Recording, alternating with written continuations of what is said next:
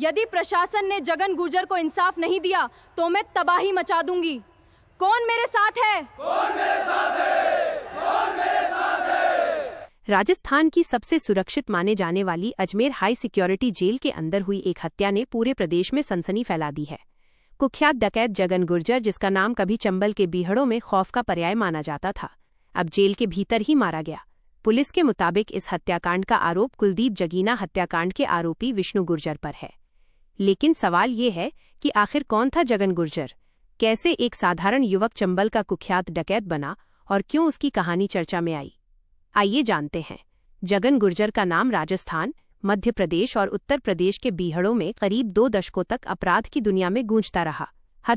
हत्या की कोशिश, रंगदारी, अपहरण के कई गंभीर मामलों समेत उसके खिलाफ 100 से ज्यादा आपराधिक मुकदमे दर्ज थे।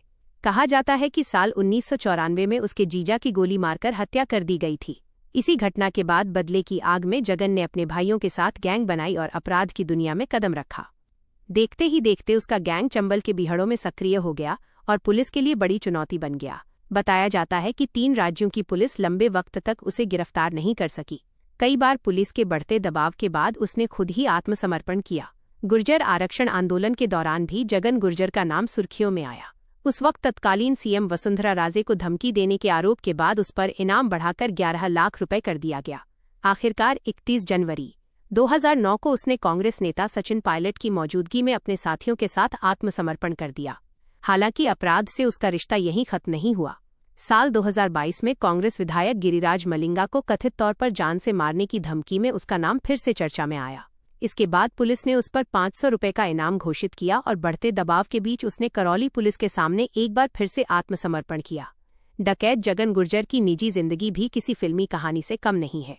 धौलपुर जिले के बसई डांग निवासी जगन ने 3 शादियां की थीं। उसकी पहली पत्नी ममता गुर्जर ने साल 2008 में उपचुनाव भी लड़ा था। वहीं उसकी दूसरी पत्नी कोमेश गुर्जर की कहानी भी काफी चर्चित रही। स्थानीय चर्चाओं के मुताबिक कोमेश अपने पिता की हत्या का बदला लेने की नीयत से बीहड़ों में पहुंची, लेकिन बाद में वो जगन को ही अपना दिल दे बैठी और उसके साथ ही रहने लगी। दोनों के रिश्ते और बीहड़ों में बिताई जिंदगी को लेकर कई किस्से वर्षों तक चर्चा में रहे। हालांकि इनमें से कई दावों की स्वतंत्र पुष्टि उपलब्ध नहीं है। बताया जाता है कि एक समय जगन ने आत्मसमर्पण के दौरान ये शर्त भी रखी थी कि उसे कोमेश के साथ ही जेल में रखा जाए। अब उसी जगन गुर्जर की कहानी का अंत जेल की 4 दीवारी के भीतर हुआ है। अजमेर की भाई सिक्योरिटी जेल में हुई इस हत्या ने जेल सुरक्षा व्यवस्था पर गंभीर सवाल खड़े कर दिए हैं। पुलिस मामले की जांच कर रही है और हत्या के पीछे की वजह का पता लगाने की कोशिश कर रही है।